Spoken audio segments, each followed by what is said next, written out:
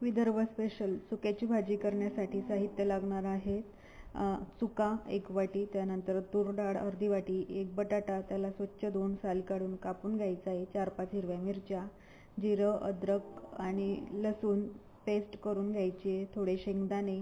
सर्वात आधी चुका स्वच्छ धुवून घ्यायचा, डाळ पण धुवायची आणि बटाटा, मिरच्या आणि शेंगदाणे सर्व कुकरमध्ये टाकायचं आहे. 1 ग्लास पाणी टाकायचं आणि त्याला 3 शिट्या काढून घ्यायच्या. मऊसूत शिजलं की स्मॅशरने त्याला स्मॅश करायचं आहे.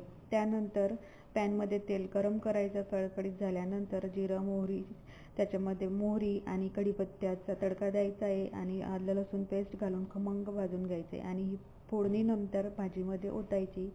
चवीनुसार मीठ, हळद घालायचं आणि 1-5 मिनटं त्याला मस्त उकळी काढून घ्यायची.